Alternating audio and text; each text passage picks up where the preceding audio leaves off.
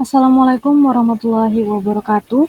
Perkenalkan, nama saya Chania Dewi Korengkeng, mahasiswi Prodi Manajemen Pendidikan Islam, Fakultas Tarbiyah dan Ilmu Keguruan UINSI Samarinda. Pada kesempatan dalam video kali ini, saya akan mempresentasikan penelitian kualitatif yang saya buat dengan judul Strategi Kepala Sekolah dalam Pemasaran Jasa Pendidikan di SMP Negeri 36 Samarinda.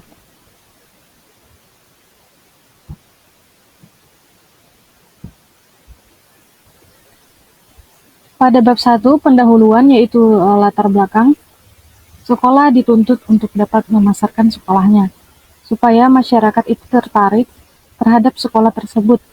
Karena sebagus apapun sekolah, jika tidak dipromosikan secara maksimal, akan berdampak rendahnya jumlah peserta didik yang mendaftar di sekolah tersebut dan tidak terkenalnya sekolah tersebut di kalangan masyarakat.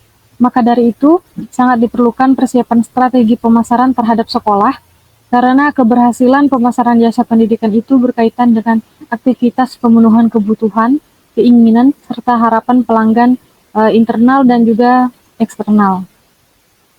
Pada rumusan masalah ada dua, yaitu yang pertama, bagaimana strategi kepala sekolah dalam pemasaran jasa pendidikan di SMP Negeri 36 Samarinda. Kemudian yang kedua, apa saja faktor pendukung dan penghambat pemasaran jasa pendidikan di SMP Negeri 36 Samarinda. Tujuan penelitian. Yang pertama, untuk menjawab dari rumusan masalah tadi, untuk mengetahui strategi kepala sekolah dalam pemasaran jasa pendidikan di SMP Negeri 36 Samarinda. Kemudian, untuk mengetahui faktor pendukung dan penghambat pemasaran jasa pendidikan di SMP Negeri 36 Samarinda. Penegasan istilah. Strategi adalah perencanaan yang berisi tentang rangkaian kegiatan yang didesain untuk mencapai tujuan pendidikan. Dalam penelitian ini, strategi kepala sekolah merupakan perencanaan yang dilakukan oleh kepala sekolah untuk memperkenalkan dan mempromosikan jasa pendidikan. Manfaat penelitian. Ada dua manfaat, yaitu manfaat teoritis dan praktis. Manfaat teoritis adalah manfaat yang diharapkan dapat memberikan informasi dan menambah pengetahuan terkait dengan strategi kepala sekolah dalam pemasaran jasa pendidikan. Kemudian untuk manfaat praktis, yaitu manfaat yang bersifat terapan dan bisa segera digunakan untuk keperluan atau kepentingan praktis, yaitu bagi kepala sekolah dan juga peneliti lain. Selanjutnya, kajian pustaka. Pada kajian pustaka ini, berikut 3 skripsi yang ada relevansinya terhadap penelitian yang saya lakukan.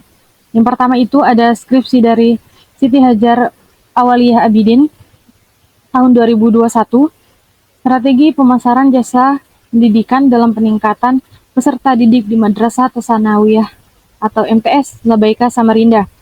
Kemudian ada skripsi kedua dari Imanisa Raudatul Jannah tahun 2021, yaitu dengan judul Strategi Pemasaran Jasa Pendidikan di Madrasah Ibtidaiyah Ma'arif Nahdlatul Ulama 003 Samarinda. Kemudian ada skripsi 3 dari Prasetyo Adi Jatmiko tahun 2021, Strategi Pemasaran Jasa Pendidikan di SMK Muhammadiyah Loajanan. Adapun dalam sistematika penulisan, pada bab 1 itu berisi latar belakang masalah, rumusan masalah, tujuan penelitian, penegasan istilah, manfaat penelitian, kajian pustaka, dan juga sistematika penulisan. Pada bab 2 itu ada strategi, pengertian kepala sekolah, peran dan fungsi kepala sekolah, kemudian ada pengertian, karakteristik, dan juga hakikat dari pemasaran jasa pendidikan. Pada bab 3 ini terdiri dari jenis penelitian, subjek penelitian, teknik pengumpulan data, teknik analisis data, instrumen penelitian, dan teknik keabsahan data. Bab 2, landasan teori, ada 3, yaitu strategi. Kata strategi berasal dari bahasa Yunani, strategos. Kata strategos ini berasal dari kata stratos yang berarti militer dan ag yang berarti memimpin. Kemudian kepala sekolah. Jadi kepala sekolah ini tersusun dari 2 kata, yaitu kepala yang diartikan ketua atau pemimpin dalam suatu organisasi atau sebuah lembaga, dan sekolah, yaitu sebuah lembaga di mana menjadi tempat menerima dan memberi pelajaran.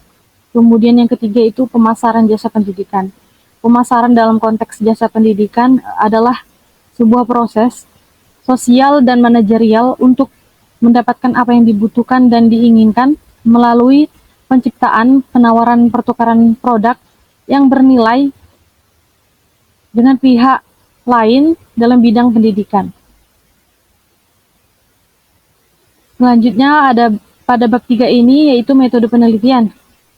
Jenis penelitian, pada penelitian ini yang dilakukan peneliti merupakan jenis penelitian kualitatif, sedangkan pendekatan yang digunakan adalah pendekatan deskriptif. Adapun sumber datanya itu ada dua, yaitu sumber data primer dan sekunder. Sumber data primer ini adalah kepala sekolah dan guru di SMP Negeri 36 Samarinda. Kemudian sekunder ini sumber datanya adalah dari observasi dan dokumentasi yang dilakukan di SMP Negeri 36 Samarinda. Untuk lokasi penelitian, yaitu di SMP Negeri 36 Samarinda, yang beralamatkan di Jalan Kiai Haji Harun Napsi nomor 20, Rapak Dalam, Kecamatan Loajanan, Ilir, Kota Samarinda, Kalimantan Timur. Subjek penelitian, yaitu kepala sekolah, yang merupakan salah satu sosok pemimpin yang mempunyai wewenang tertinggi di sekolah dan perwakilan 2 guru. Untuk teknik pengumpulan data yaitu ada observasi dengan melakukan penelitian lapangan yaitu di SMP Negeri 36 Samarinda. Kemudian ada wawancara yaitu dengan kepala sekolah dan perwakilan 2 guru tadi dari SMP Negeri 36 Samarinda. Dan yang terakhir itu ada dokumentasi. Teknik analisis data. Jadi teknik analisis data itu yang pertama ada pengumpulan data, yaitu data sebagai bahan penelitian. Kemudian kondensasi, yaitu menseleksi data yang tidak valid. Jadi jika ada data yang tidak valid, maka akan langsung dihilangkan.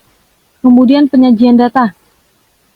Jadi sebagai suatu kumpulan informasi, data ini dijadikan sebagai suatu kumpulan informasi.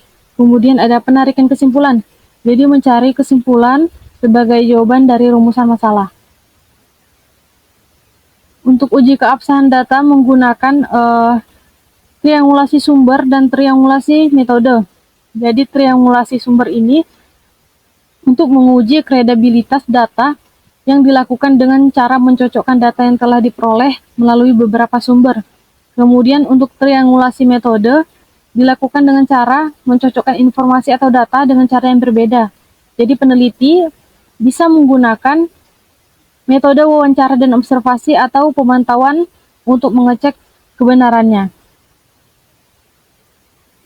Baik, itu dia tadi presentasi penelitian kualitatif dari saya.